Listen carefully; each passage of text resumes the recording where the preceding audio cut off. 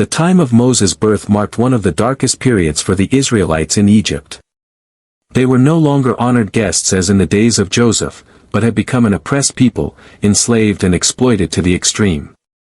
Pharaoh, fearful of the Israelites' rapid population growth, decided to subjugate them by force, turning them into laborers tasked with building the store cities of Pithom and Ramesses. Yet, despite the harsh conditions, the people of Israel continued to multiply, which only increased Pharaoh's paranoia.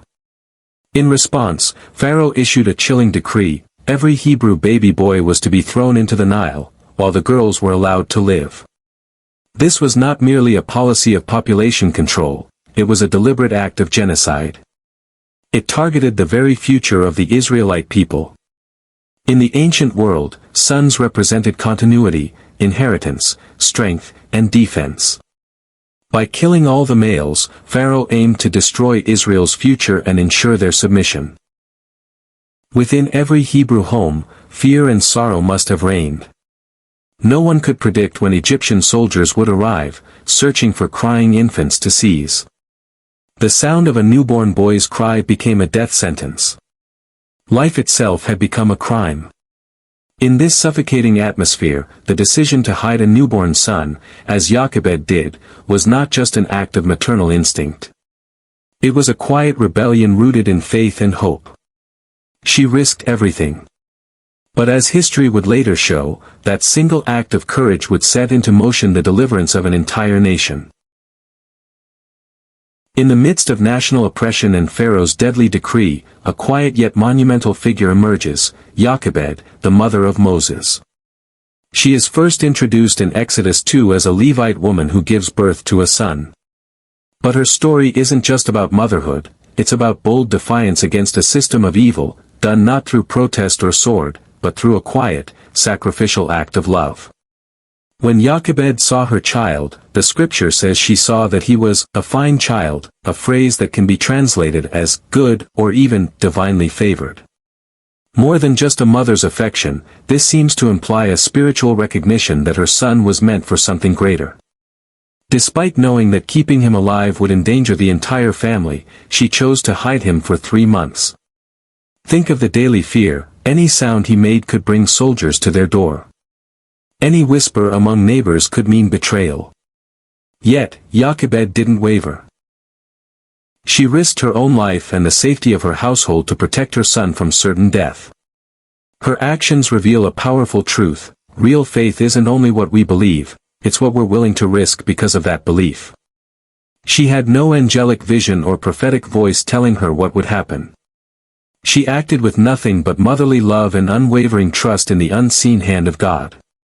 When it became impossible to hide the baby any longer, Jochebed did not give up. Instead, she prepared for the next step, a move that would seem both irrational and inspired, putting her son in a basket and setting him afloat on the Nile. That was not surrender, it was strategy. She could not protect him any longer under her roof, but she still refused to let him die. Her maternal instinct was fused with faith. And in that faith-filled desperation, she placed her child not just into a river, but into the hands of God. When Jochebed realized she could no longer hide her baby, she did something extraordinary, something that balanced on the edge between heartbreak and hope. She crafted a small basket made of papyrus reeds, coated it with tar and pitch to make it waterproof, and laid her 3-month-old son inside. Then, with trembling hands and a steadfast heart, she set the basket afloat on the Nile River. At first glance, it might look like an act of surrender. But in reality, it was an act of strategic faith.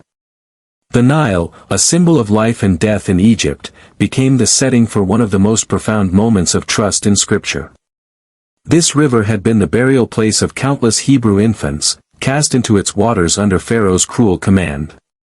Yet now, Jochebed did not use the Nile to abandon her child, she used it as the path to deliverance. Her action flipped the script: what had been a river of death became the current of salvation. Importantly, Jochebed did not leave her son completely unattended. She sent Miriam, his older sister, to watch from a distance.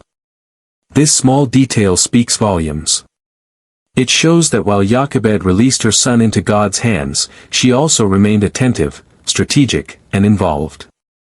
Faith doesn't mean passivity, it means surrendering what we cannot control while doing everything we can. The image of that tiny basket bobbing among the reeds, carrying the child who would one day confront Pharaoh himself, is deeply poetic. It reminds us that sometimes God's greatest plans begin with small, hidden acts of courage. Jochebed didn't know what would happen next. She had no guarantees. But she believed enough to act, and that act set in motion the divine rescue plan for Israel. This moment, unseen by the world, unnoticed by kings, was heaven's turning point. A mother's desperate faith became the vessel of a nation's hope. As the small basket floated among the reeds of the Nile, a moment of divine orchestration unfolded. Pharaoh's daughter came down to bathe at the river, an ordinary action by all appearances, but extraordinary in timing. When she noticed the basket and opened it, Scripture tells us that the baby was crying. Her heart was moved. In that tender moment, God's providence worked through human compassion. Here stood the daughter of the very man who had decreed the death of every Hebrew boy, yet she became the instrument of deliverance for the one boy who would challenge the empire itself. This irony reveals something essential about God's power: He can use even the house of the oppressor to preserve the liberator. Pharaoh's throne issued a death sentence, but Pharaoh's daughter extended mercy. The enemy's household unknowingly nurtured the child who would later demand, "Let my people go." Then Miriam appeared, seizing the opportunity with remarkable boldness for a young girl. She offered to find a Hebrew woman to nurse the child, and who better than Jochebed, the baby's own mother? Pharaoh's daughter agreed, even promising to pay her. This means that Jochebed not only got to care for her son without fear, she was paid to do it, and under royal protection. What had been a secret burden became a public blessing. Can we grasp the magnitude of what just happened?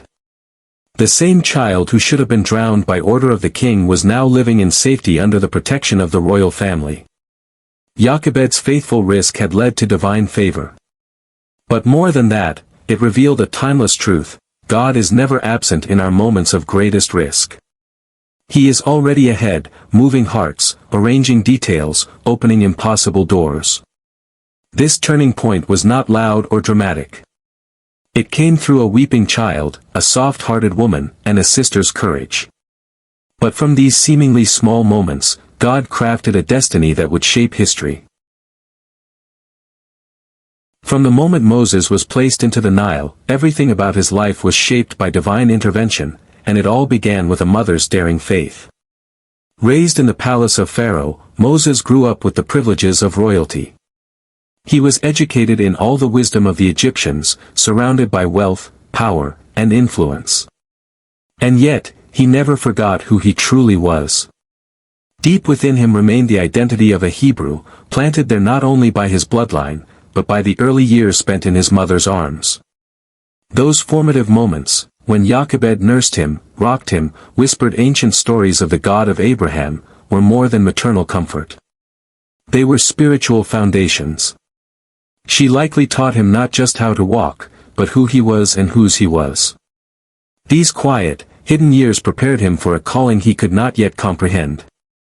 Years later, Moses would reject his Egyptian status and identify with his oppressed people. He would become the man who confronted Pharaoh with plagues and parted the Red Sea. He would receive the 10 Commandments and lead a nation through the wilderness. But none of this would have happened if not for one woman who refused to let fear dictate her actions. Jochebed's story shows us that faith doesn't always look like miracles and thunder from heaven. Sometimes, it looks like weaving a basket, nursing a child, and believing in God even when everything seems lost. Her obedience bore fruit that would bless generations. This is the hidden power of faithfulness. It often works in secret, far from applause, but it lays the groundwork for history to shift. Moses' life was not just the result of God's plan, it was the result of a mother who aligned her heart with that plan. In saving her son, Jochebed unknowingly helped save her people. Her personal act of love became the seed of national deliverance.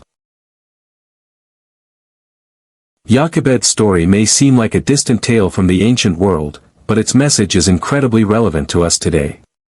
In a time of crisis, when hope seemed crushed by fear, one mother chose courage over compliance, faith over fatalism.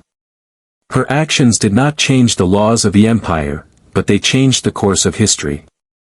And in that, there is a message for every believer, every parent, and every person facing impossible circumstances. First, we learn that faith is not passive. Jochebed did not simply pray and hope. She acted, thoughtfully, creatively, and boldly. She hid her son, crafted a floating vessel, placed him strategically, and enlisted her daughter's help.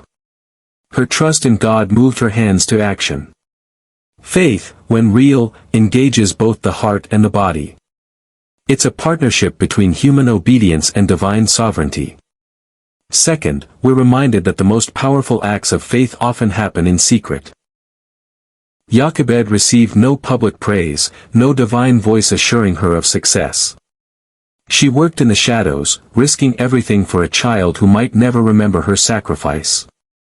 And yet, God saw every step. In the quietness of her courage, heaven was moving. Third, we see that what we place in God's hands, even when it feels like loss, can be transformed into something miraculous.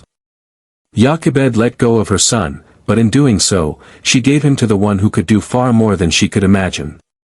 Surrender is not always the end, it is often the beginning of God's greatest work. Finally, Jochebed's story calls us to trust in the long view of God's plan. She did not live to see Moses lead the Exodus. But her obedience was a link in the chain of redemption. Likewise, our faithfulness today may bear fruit far beyond our lifetime.